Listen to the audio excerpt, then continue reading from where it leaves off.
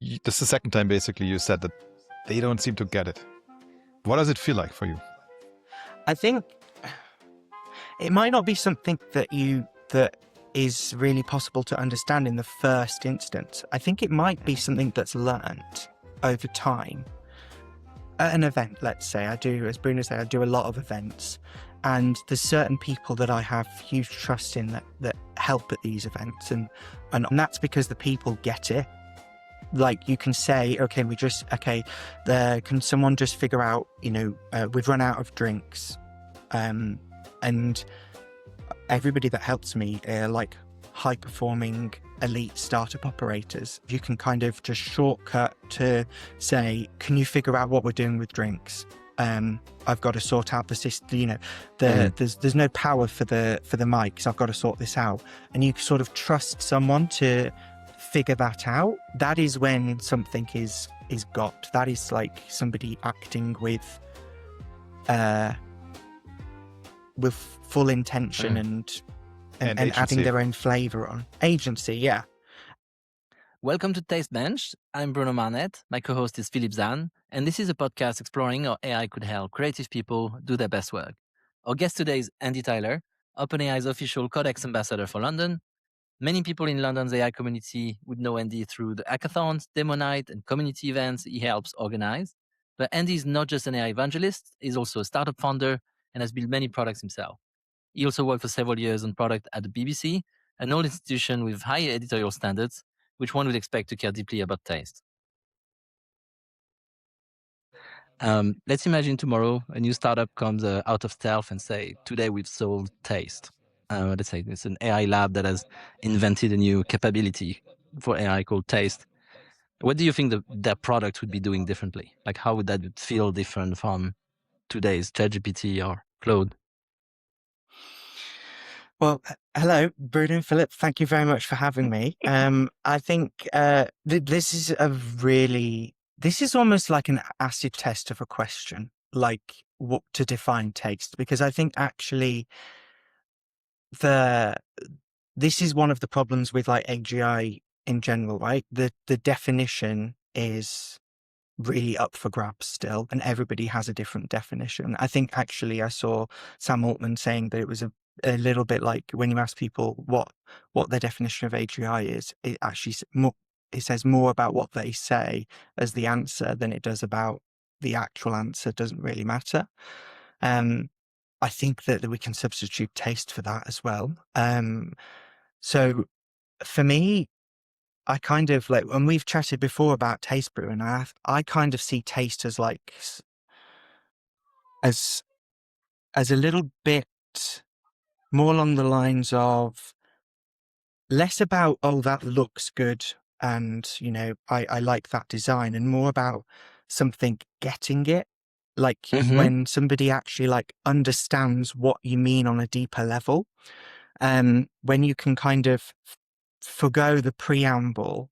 For example, when you're giving somebody an instruction and you say, we need to do X, Y, Z, and you can kind of leave them to make the right decisions and when needed, ask the right questions. That is kind of what AI is trying to do right now. And you get a lot of this sort of back and forth. Oh, did you mean this? Did you not mean this? But it still doesn't quite get it in a lot of scenarios. And it's difficult to define what like getting it is. I think I've just substituted the word taste for get it, but I think that, you can, I think that sort of shorthand of being able to just like the learned context we have as humans, we're able to say simple tasks and like if you're going to get an ice cream, right? Ice cream's top of my mind right now because it's like 30 degrees in London. But if you ask somebody to go and like, I want to try a few different ice cream flavors, a human would go and get you like a couple of, a Magnum, a Solero, maybe a Twister sort of thing. Whereas an AI, if you asked an AI to go and do that, you might end up with an entire entire shop, like ice cream shop, Mhm. or you might end up with, you know, one box of vanilla ice cream and then a whole bunch of different toppings. Like it doesn't quite get it. You said AGI is ill-defined, but there's I think from an emotion perspective, there's something people often talk about, which is feeling the AGI, right? Like this kind of moments where you're like really impressed by, or having an AGI moment is another expression people use. We see that a lot for technical tasks. You know, typically coders, they just ask Claude to do something and they're so impressed that they just did it, right? Did you did you ever have a concrete kind of, you know, AGI feeling for something that was not a technical task, but something that's more in the nature of, you know, subjective taste? I think this might not count to answer your question, but I think we both had a similar feeling after ChatGPT Image 2 came out. Yeah. Yeah, Image 2 was a huge AGI moment for me. I mean, I still feel image generation is orders of magnitude more impressive than text generation. Like if you just think of the token space, like a pixel can have like so many different values, and then the combinations next to that, you know, there's only a few thousand tokens, I think, in the token space of normal LLMs. So yeah, image generation where text is coherent and layout is clear. I think that's quite phenomenal to me. Yeah, But what's especially some of the interesting there, images. what's interesting there is when you describe what impressed you make it sound kind of a technical prowess, right? You're talking about text being coherent and so on, right? So does this really count as a kind of an aesthetic or a more kind of subjective experience, or is this really the technical aspect that impressed you? I think what impressed me was so I asked it, if I assume you guys have seen Stargate and SG-1 Atlantis, right? I Yes. am huge fan. Recently rewatched the entirety of Stargate Atlantis from the beginning and had a fantastic time doing it. I asked Image 2 to generate like a poster I could print out for Stargate, and I'd never actually seen the word Naquator, which are the Naquator generators they use to power the Stargate in the Stargate universe. And I'd never seen that written down. It got the spelling right. It laid out everything there is to know about how the Stargate operates. And as a big fan, I know, you know, how the chevrons should work and all these things, you know, very nerdy. And it just got all of it right immediately. And this like maybe took 60 seconds to make this image. And the image was laid out beautifully as well. It chose a design that looked very much like it had been created by the ancients, and the poster was weathered in a really tasteful way, and it's something that I would happily print out in have a 4K printout and stick that on my wall. The taste part of that was not necessarily the visual components that I like really got excited about. I got excited about the fact that it understood the detail to include of, you know, mentioning an Naquator generator, you know, how the chevrons work, all the different, the ancient language that it referred to and the symbols it used. Well, it felt like it was actually an artifact that had been created by somebody on the Stargate production team as like a bit of promotional art. That was really tasteful. Can I ask you? So I basically, I mean, you mentioned many things and I took a lot of notes. I'll try to make it brief and not talk too much, but ask questions instead. But what is interesting, what I noted about the things that you mentioned with respect to taste, I think are two dimensions. And for us, we have multiple working hypotheses, basically, that there are different dimensions. One, you said, I think the last one you basically referred to was consistency. The initial one was also judgment, basically the experience or saying, yeah, this is good or this is bad. Yeah. Do you have, maybe on both, any topic, any domain comes to mind where you feel like judgment has improved massively in the last 2 years? Where like 2 years you go back and you feel like you're feeding it something, it's not working, but it's working now. It's gotten better. I think in judgment wise, I think you can be a lot more lazy with your prompts now. Do you remember like a couple of years ago, you could basically like, you had to be so prescriptive. Like, you know, I remember writing out like always in caps and then never in caps and like having a list when I was giving a system prompt. So like when I was building an agent. Now, you can just be so lazy with what you give it and it will just do it, especially with coding agents. I think that's one of the things that has changed, is that the harnesses have changed. And therefore the context that it pulls in when it comes to like having judgment, the context is already there or is able to get it, so that you don't have to give. You had to do a lot of that judgment yourself before, and like, you know, how do you want it to respond and all these things, and otherwise it would make an assumption that wasn't necessarily what you wanted. Whereas now you can just really can be so lazy.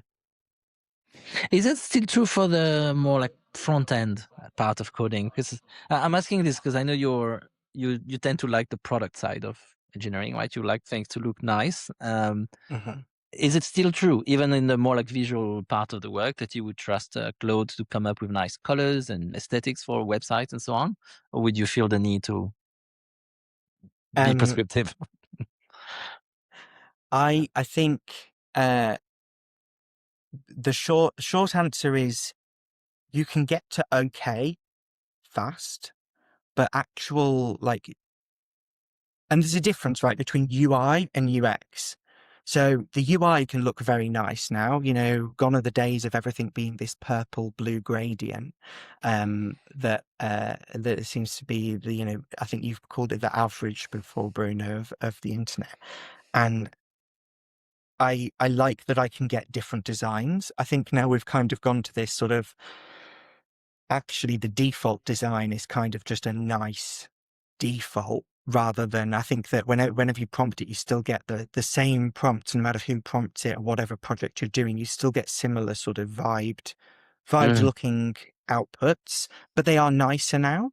But I think once you've gone from creating your first interaction to trying to add more, and I think that this is true generally in all code base when you're coding. I'm coming at this from like a coding perspective because it feels like that's all I do now, is just generate little tools alongside my, you know, outside my day job. I think that there is a steep drop off in understanding of these models of how user experience should work. And I think that I've seen this when I've done I've, you know, built browser models and stuff before and done a lot of browser use work. You know, doing one step at a time is very, very clean and it works nicely. But as soon as you try to get it to do a complex thing or something that it has to assume is the next step, like a drop down, clicking a drop down, and then like the assumption of whether you could scroll in a drop down that wasn't like a native Mac drop down to select something. These things are still, they are much, much better nowadays. I had one of those AGI moments when I used like Codex Computer Use the other day, because it is incredibly good. But all the models, all the browser use models, they're okay. But and this is where the UX part comes in. They still don't get it. There's still a bit of taste left. Can I ask you a question? This is the second time basically you said that they don't seem to get it. What does it feel like for you?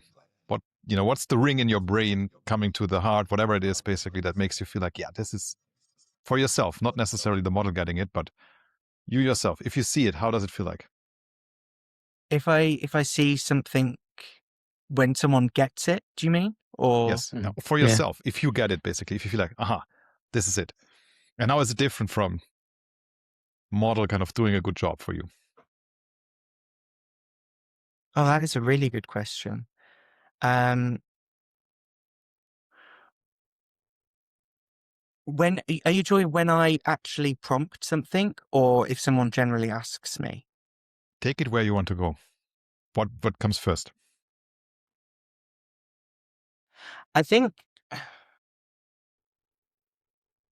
it might not be something that is really possible to understand in the first instance. I think it might be something that's learnt over time. Because I'm thinking about when I ask someone, at an event, let's say, as Bruno said, I do a lot of events, and there's certain people that I have huge trust in that help at these events. And honestly, a lot of the time, you kind of just feel like, okay, everybody else is doing stuff now. What am I here to do? And that's because the people get it. Like you can say, okay, can someone just figure out, we've run out of drinks. And everybody that helps me are like high performing elite startup operators, and we kind of we take that operation to the events, right? So I've worked with a lot of them, and you can kind of just shortcut to say, can you figure out what we're doing with drinks? I've got to sort out the system, there's no power for the mics. I've got to sort this out. And you sort of trust someone to figure that out, and that they will they've got it.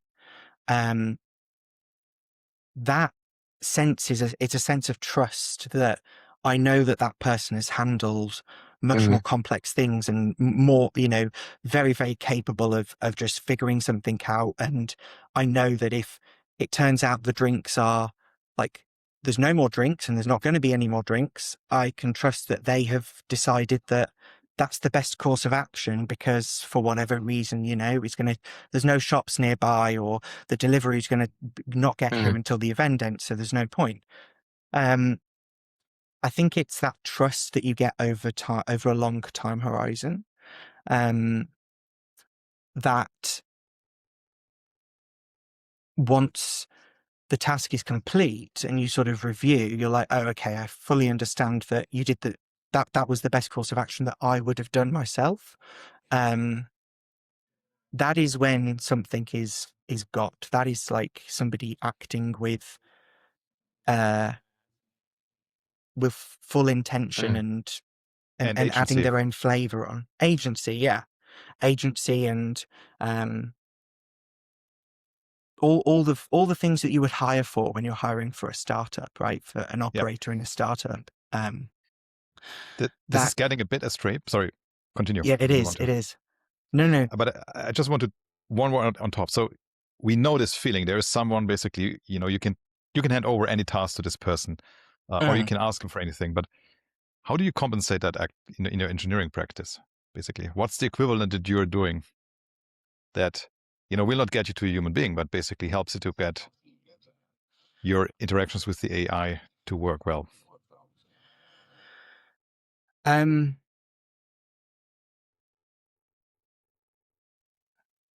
think this massively depends on what you're doing. I think if you're writing production code, a lot of the time you just can't substitute yourself looking at the code and actually going through it the same as if the code had been written by another human and you were doing a PR, rather than just an agent has written the code. If you're doing something that is throwaway, I'm tending to spend a lot more time letting it write tests. When you often are hacking on something, the last thing you're thinking about is tests. This is a tactic that I've taken from you, Bruno, because I'm allergic to tests in all shapes and sizes. Although for anybody watching this in the future, tests are very valuable and important. You should write them still. But when you're hacking for something for yourself and you like, hackathon vibes or prototyping or just doing something for yourself, you don't care about tests. But the AIs are kind of really want to write tests. Sometimes you have to like stop them from doing it when you see them going, creating /tests or installing a Jest or something. So I think doing some of these things that add a validation. And I was building a little menu bar tool, and one thing I found greatly helpful, because it itself was assuming that things were going correctly. Sometimes the tests don't take the form of a test.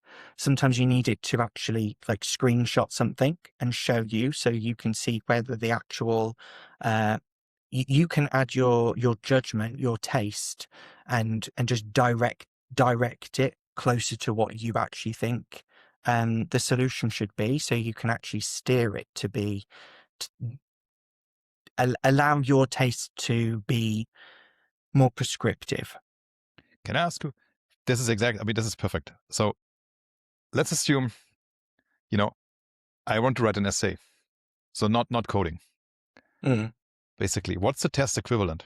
What's the kind of engineering equivalent that you would tell someone novice, basically using these tools and trying to also get his own judgment, his own taste into his work, which is not coding, which is not math, which is another domain where we see a lot of progress and which is more objective. So really, let's start with writing an essay that has, I really want to have it some kind of quality from an aesthetic perspective. I find that when you're doing writing, although I tend not to use, I use AI for writing less and less now, because I find that generally it doesn't get it, but I mean, the part of AI that I do use for writing is absolutely dictation. Dictation has gotten to the point where it punctuates everything so beautifully that like you can just stream of consciousness. When I do need to do something, if I don't really, I'm not that fussed about it, I would tend to do multi-shot examples. I think that's really useful when you like, one thing that I'm actually really surprised at recently is the performance of the Gemini that they've got going on inside of Gmail. Because I assume they've got so many examples that they can use that it's just really good, and it actually does get what you want to say.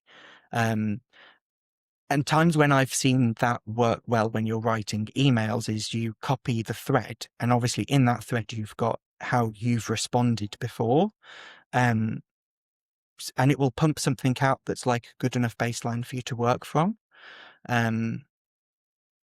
I find that when you're prompting writing, the prompt is basically just as long as the thing that you would have written anyway, so you may as well just write. Can I follow up with this? So in the context of writing, there are different strategies how people approach it, but some writers basically approach it in the sense of, okay, I want to get everything on one page, and then basically the next day I go back to it and very carefully kind of redact it, critique it. You can make the same distinction in the support of AI for you in that specific thing, right? You can ask it to write me this page, or you can use it on the other side, like, hey, I've written this, help me critique it. What's your view on these two capabilities? Do you feel like they are very different, or do you also feel like one is more safer to use? Maybe one is better to use? Any takes on this? I think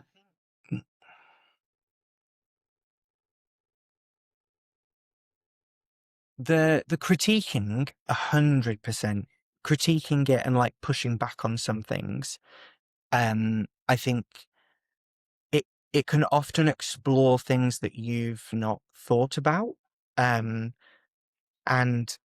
particularly like not for when you're writing like prose or any sort of blog writing or anything, but for engineering reviews, I think AI is just phenomenal for that kind of reviewing and critiquing and exploring all possibilities at once.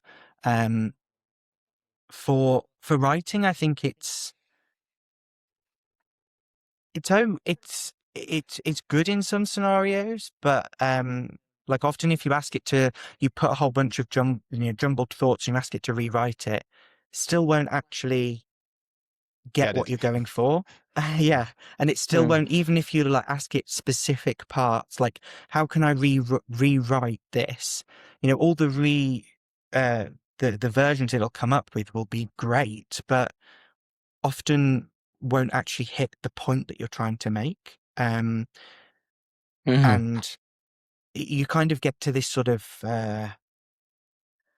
when I have used it before to write long form text, it will try and blunt some things that you want to be impactful and like be spicy as the sort of thing to grab the attention of somebody, and it will try and sort of like dumb that down sometimes and be like, you sure you want to say that, when in actual fact that's the juicy part of like what makes the writing that you're saying the takeaway that the person has from having read that writing. So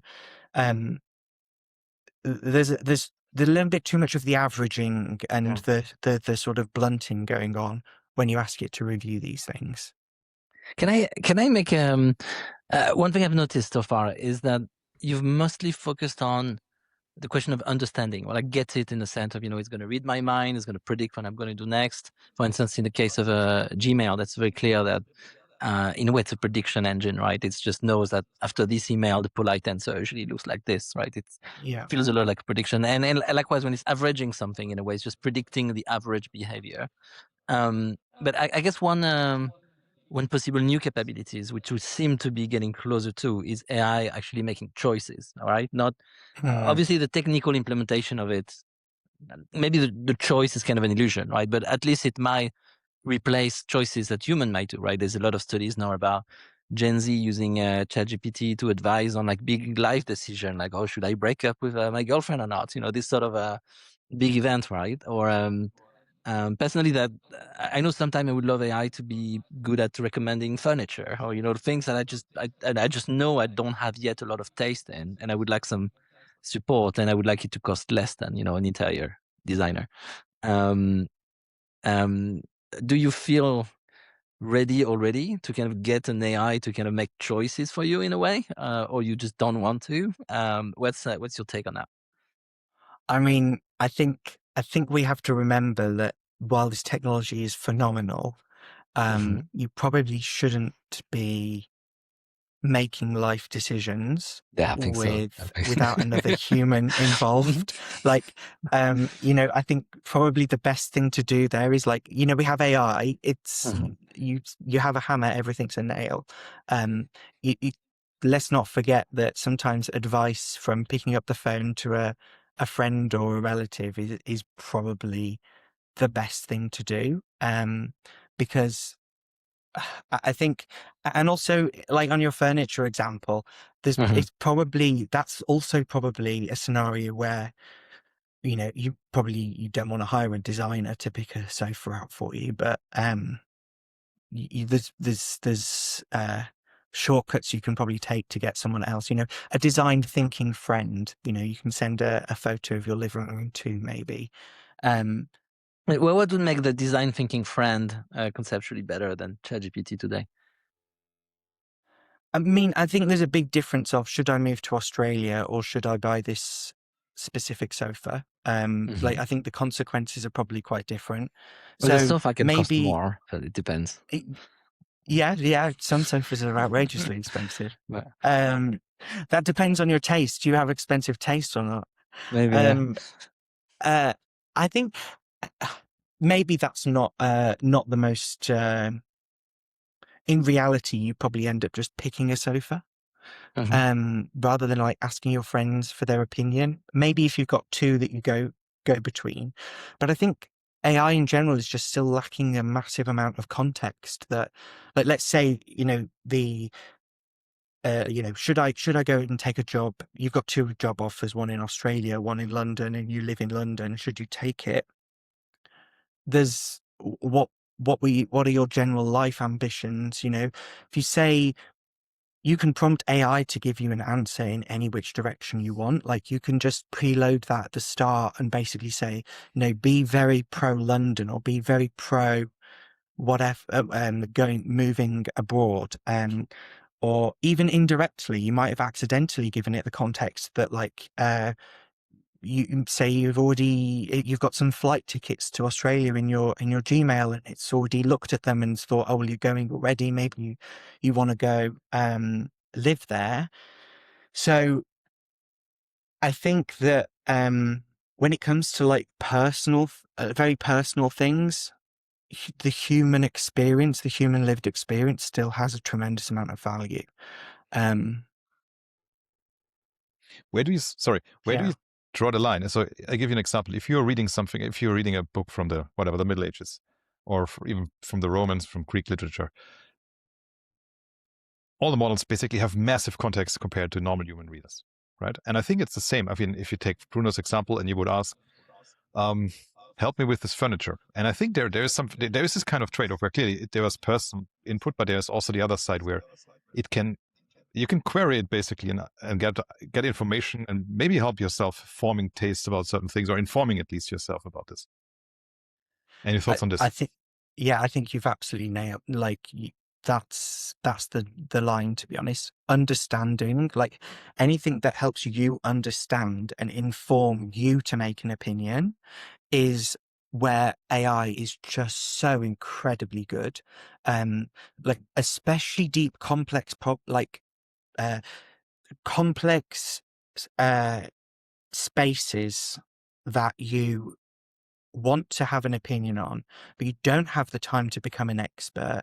AI is not going to make you an expert, but it's certainly able to help bring the relevant information up to the top that would have taken hours of research or a whole evening of research. You can get in 30 seconds now.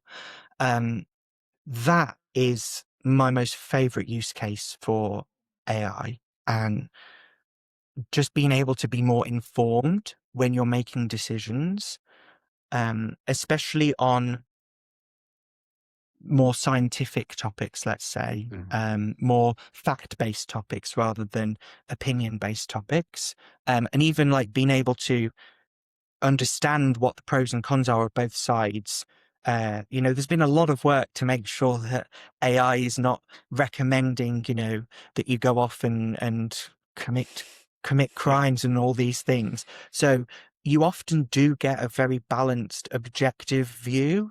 Obviously, AI can make mistakes, as it says at the bottom of all of the chatbots, but you do get quite a good baseline to be able to make your own opinions on. That, I think, is when you come in it from that angle, it is so powerful, so powerful. So it's basically the analytical capabilities that in whatever taste-related or judgment-related things you need, there's a capability basically that you can always lean on, which is not always right, but it has so much capability compared to the state like 5 years ago. Yeah, absolutely. Being able to reason over a bunch of information at speed, it's something that previously only humans were able to do, and it took a long time. And reading a lot of books. Yeah. Maybe just to push the thought experiment a bit further. So imagine now an AI is infinitely smart, in a AGI sense of it has been trained on all the math, the coding in the world, like every kind of formal domains, and it has all information possible about you. Let's imagine you've recorded all your life, and it's all in the context of the AI.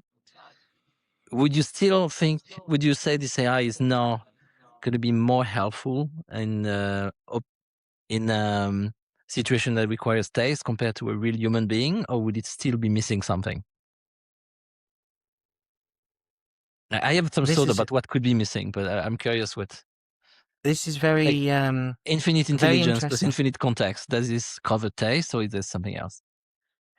I think it's difficult to know because there's no AI that has the long enough context to be able to understand your entire life, right?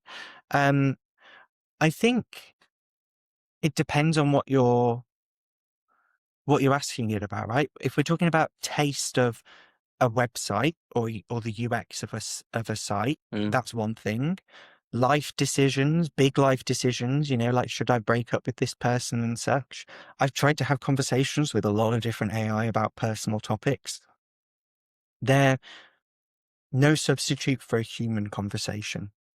I think there's something inherent to the lived human experience that even somebody that you like, even other humans sometimes give really bad advice. And I don't know if we actually want an AI that's going to be able to make decisions for us. What is the scenario where we would actually want an AI to make decisions for us that had such huge consequence for us? I think consequence as well is quite tied to that. So I think to answer your question in short, no, I don't think we would I don't think we would want that if that was capable. I think that maybe taking that as at the same weight as another human's like thoughts about a topic. Yeah. Okay. But then I think you have to have a deeper conversation then about what are the motives of that AI? How is that being trained and prompted to, is its core desires to just output text, or does it have other motives underneath of wanting to continue the conversation? And how has it been trained ultimately? Maybe short of taking decisions for you, let's actually maybe take one step back. Let's say we're looking at artifacts produced by AI, and not just code. Maybe literature, music. What is your personal, if you're up for it, what's your personal subjective take on that? Do you make a difference between music being produced by a human or by AI? This is this in itself is so hot right now because, you have a lot of models that can output some quite high quality images, music, videos, the sort of stuff that would take millions of pounds to create, even with, especially like these, Sora. I was playing with Sora the other day, trying to get it to generate goblins, and phenomenal. It would have taken me weeks, months, years to be able to do that. I think actually, though, that with any art, you can take two pieces of art. Let's look at Banksy, right? Banksies are worth millions of dollars. Like anybody can actually recreate them, though. They're not that technically difficult to do. But what gives art is the meaning behind them. And I think that's the same with all forms of creativity is,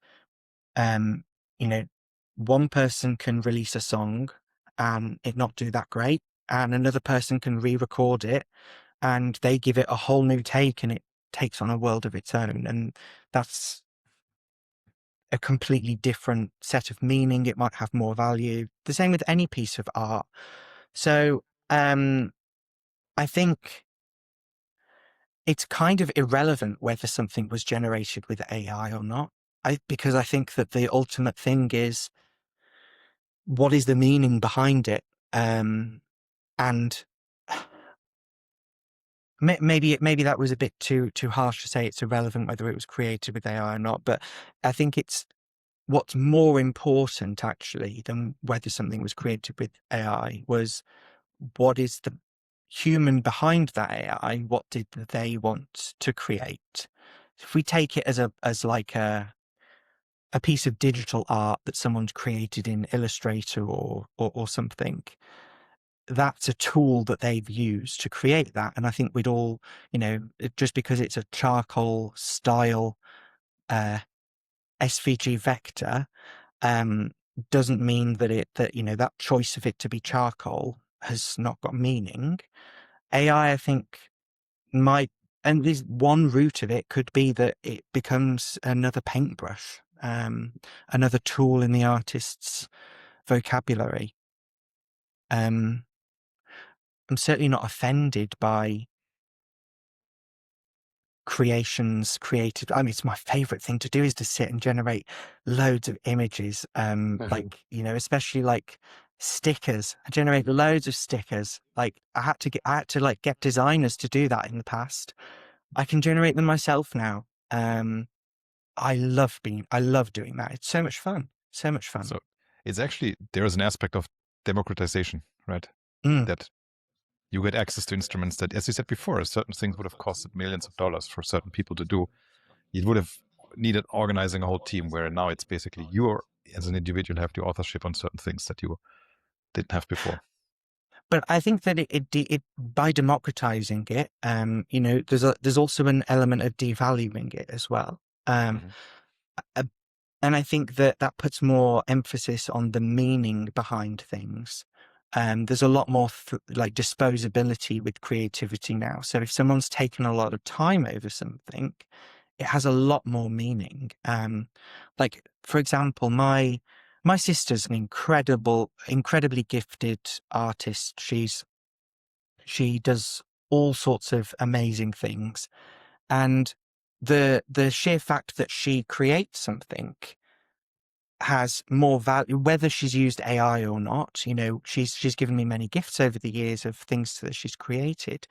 Those are treasured because they're from her, not how she created them. It adds layers of flavor, but it's still the meaning as to why they were created and how they were created. It is more part of the story. The AI being involved might just be one component of that. So do you think we're going to land on AI becoming a tool like a calculator or a paintbrush? Or do you think we will eventually think of this technology as something that is different? Because paintbrush doesn't make decisions, right? Whereas when you ask Suno to add a bass line to a song you wrote, it's going to decide what notes to put, on the bass line. I think there's already a really qualitative difference, between what AI does versus the paintbrush. Do you think it's just going to get normalized? We're just going to redefine what tools mean to include that more intelligent form of tooling, or the line will be blurry? I think you could argue this any which way. And I think that it's way too early to know what the future, what the ultimate future for artists is going to be. I think you could maybe say that having a template in, a music generation, so, is something that people genuinely use to make music, GarageBand or something, is the inbuilt template for something, or the backing track that's being generated. Does that have the same sort of effect? I think ultimately there's going to be camps on both sides throughout time, in the same way that a lot of people, you'll find people in the world who would say that, art can only be, on oil paint on canvas, and anything else is just some, is irrelevant. There's also a lot of people that would strongly disagree and say that, things created, art can come in lots of different forms and shapes, etc. I'd like to think that it's not going to affect a lot of. There's some scenarios where it's not going to actually affect art in a way. In the first instance, but I'm thinking about pottery and clay and physical forms of art. Although I do say that I did go to an event last year where they'd hooked up a robotic arm to a paintbrush, and it was painting art throughout the event. So maybe that's just a matter of time. But I think that no matter what the ultimate end is for this, the story will still matter. more than the art itself. Why has this been created by, you know, why did that person prompt something to be created? Is going to Maybe be more to part of the story. yeah, I find it interesting you use the word person, right? Because we're moving towards a world where things sometimes like get so automated that maybe there's no single person behind things, right? In a way, you can think of, you know, the Facebook and social media as like a machine itself that's already like pushing things at people, and there's not like a single person responsible for what, you know, ends up in front of your eyes. I guess maybe just pushing that. I think we're getting close to kind of the end. Maybe like um, pushing that question of choice again. I think we had discussed this before. There's a video of Stephen Fry recently that got viral where he talked about his hate list. You know, this is someone recognized for having strong taste, someone extremely prolific in terms of, you know, how many books, how many plays he's written and so on. And yet he's not neutral at all. Obviously, he has like strong opinions about many things, like a certain courage of opinion. Do you think in the future we will only have kind of like neutral AI again, like think of them as tools? They're only here to reflect the taste of the you know, the prompt engineer behind them, or do you think there's a place for more autonomous AI that actually have their own hate list? I think that that is just pushing the buck back. You're just moving. I think it just moves the goalpost a little bit, because actually what you've done is, if you're saying the AI itself, well, yes, you remove the prompter from it, the person who's prompted the system prompt, and you go back a level and you look at the actual AI or the LLM. You then, the taste is already baked into it. Well, that's baked in by the people who trained it, and the I see. decisions made by you know, what training data was used, and, you know, when they were doing, if they were doing any alignment post training, deciding on the personality.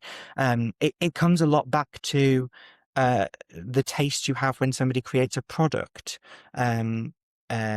It's very much the opinion of a piece of software that helps you write a to-do list, is often a reflection of the opinions of the person who created it or the team who created it, rather than the thing itself.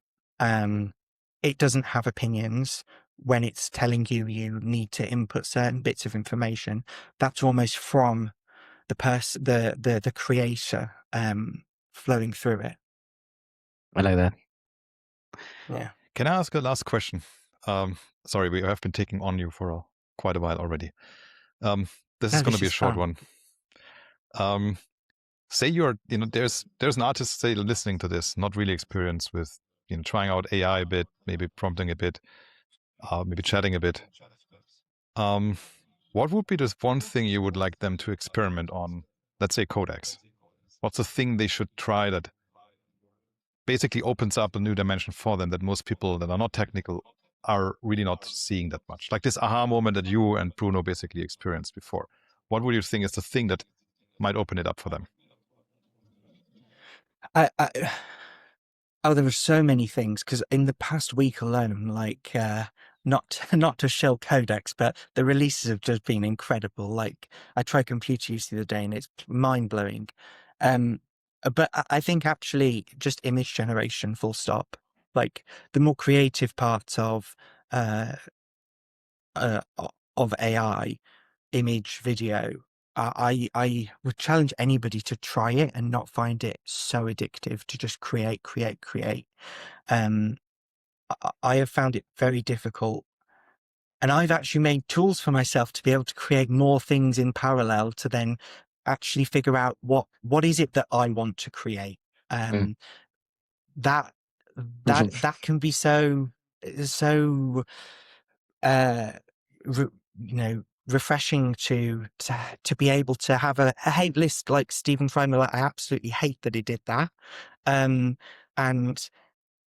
figure out what you are trying to create yourself.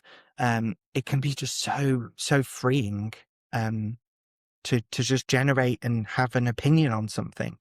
The colors, the style, I